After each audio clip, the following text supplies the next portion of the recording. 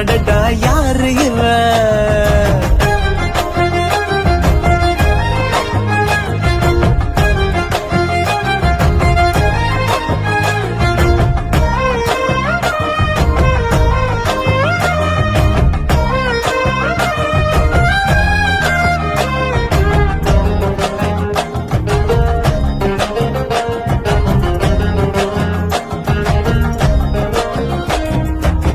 நில ஒன்று தரையில் வந்து நடக்குது எதிரில் நின்று எனக்குன்னு பிறந்தவதா என்று